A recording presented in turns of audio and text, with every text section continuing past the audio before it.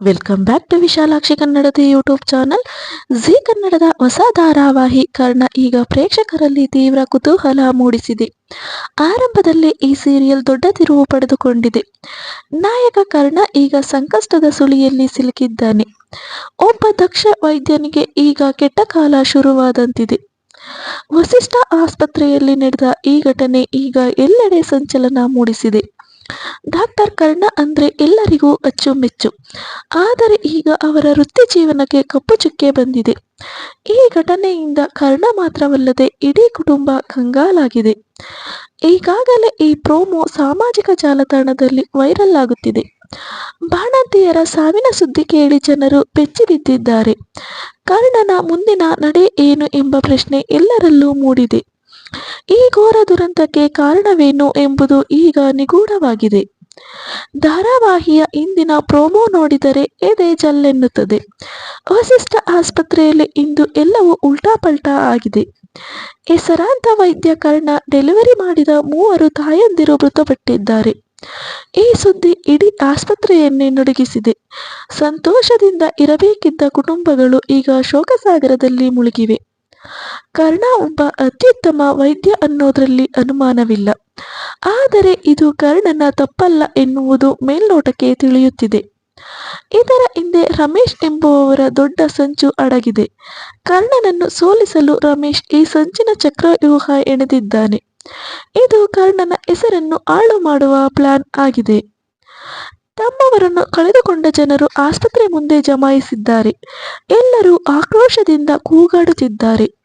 ನಮಗೆ ನ್ಯಾಯ ಬೇಕು ಎಂದು ಪ್ರತಿಭಟನೆ ನಡೆಸುತ್ತಿದ್ದಾರೆ. ಪರಿಸ್ಥಿತಿ ಈಗ ಹತೋಟಿ ಮೀರಿ ಹೋಗಿದೆ. ಕರ್ಣ ಎಷ್ಟೇ ಸಮಾಧಾನ ಮಾಡಲು ಪ್ರಯತ್ನಿಸಿದರೂ ಜನರು ಕೇಳುತ್ತಿಲ್ಲ. ಆಸ್ಪತ್ರೆಯ ಸಿಬ್ಬಂದಿಗಳು ಕೂಡ ಏನು ಮಾಡಬೇಕೆಂದು ತಿಳಿಯದೆ ಗಾಬರಿಯಾಗಿದ್ದಾರೆ. ಜನರ ಆಕ್ರೋಶ ಹೆಚ್ಚಾಗುತ್ತಿದ್ದಂತೆ ಪೊಲೀಸರು ಎಂಟ್ರಿ ಕೊಟ್ಟಿದ್ದಾರೆ. ಬಾಣಂತಿಯರ ಸಾವಿಗೆ ಕರ್ಣನೇ ಕಾರಣ ಎಂದು ಆರೋಪಿಸಲಾಗಿದೆ.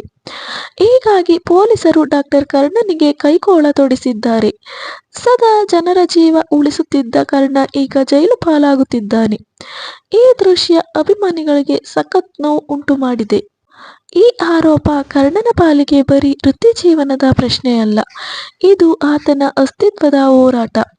ಆಸ್ಪತ್ರೆಯ ಘನತೆ ಮಣ್ಣು ಪಾಲಾಗುತ್ತಿದ್ದರೆ ಇತ್ತ ಕರ್ಣನ ಕುಟುಂಬ ಸಮಾಜದ ಮುಂದೆ ತಲೆ ತಗ್ಗಿಸುವಂತಾಗಿದೆ. ರಮೇಶ್ ಎಣೆದಿರುವ ಈ ಕುತಂತ್ರದ ಬಲೆಯನ್ನು ಭೇದಿಸಲು ಕರ್ಣ ಈಗ ಜೈಲಿನಿಂದಲೇ ರಣತಂತ್ರ ರೂಪಿಸಬೇಕಿದೆ. ತನ್ನ ಮೇಲೆ ನಂಬಿಕೆ ಕಳೆದುಕೊಂಡಿರುವ ಜನರ ವಿಶ್ವಾಸವನ್ನು ಆತ ಹೇಗೆ ಮರಳಿ ಪಡೆಯುತ್ತಾನೆ?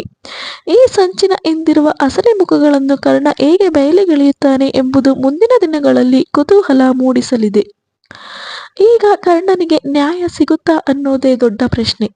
ರಮೇಶ್ ಮಾಡಿದ ಕುತಂತ್ರವನ್ನು ಕರ್ಣ ಹೇಗೆ ಬಯಲಿಗೆಳೆಯುತ್ತಾನೆ? ತನ್ನ ಮೇಲಿರುವ ಕಳಂಕವನ್ನು ಆತ ಹೇಗೆ ತೊಡೆದು ಹಾಕುತ್ತಾನೆ? ಸತ್ಯ ಹೊರಬರಲು ಕರ್ಣ ಈಗ ಬೆಂಕಿಯ ಹಾದಿಯಲ್ಲಿ ನಡೆಯಬೇಕಿದೆ. ಮುಂದಿನ ಸಂಚಿಕೆಗಳಲ್ಲಿ ಅಸಲಿ ಕತೆ ಬಯಲಾಗಲಿದೆ. ಒಟ್ಟಿನಲ್ಲಿ ಕರ್ಣ ಧಾರಾವಾಹಿ ಈಗ ಫುಲ್ ಹೈ ವೋಲ್ಟೇಜ್ ಡ್ರಾಮಾದೊಂದಿಗೆ ಸಾಗುತ್ತಿದೆ. ಸೊ ಈ ವಿಡಿಯೋ ತಮ್ಮೆಲ್ರಿಗೂ ಇಷ್ಟ ಆಗಿದೆ ಅಂತ ಭಾವಿಸ್ತೀನಿ. ಸೊ ಯಾರಿಗೆಲ್ರಿಗೂ ಈ ವಿಡಿಯೋ ಇಷ್ಟ ಆಯಿತು, ವಿಡಿಯೋಗೆ ಲೈಕ್ ಮಾಡಿ, ಶೇರ್ ಮಾಡಿ, ಹಾಗೆ ನಿಮ್ಮ ಅನಿಸಿಕೆ ಅಭಿಪ್ರಾಯಗಳನ್ನ ಕಮೆಂಟ್ ಮೂಲಕ ತಿಳಿಸಿ. ಮತ್ತೆ ಇನ್ನು ಯಾರು ವಿಶಾಲಾಕ್ಷಿ ಕನ್ನಡದ ಯೂಟ್ಯೂಬ್ ಚಾನಲ್ನ ಸಬ್ಸ್ಕ್ರೈಬ್ ಮಾಡ್ಕೊಂಡಿಲ್ಲ, ದಯವಿಟ್ಟು ಚಾನಲ್ನ ಸಬ್ಸ್ಕ್ರೈಬ್ ಮಾಡ್ಕೊಳ್ಳಿ ಅಂತ ಹೇಳ್ತಾ ವಿಡಿಯೋನ ಎಂಡ್ ಮಾಡ್ತಾ ಇದ್ದೀನಿ. Thank you.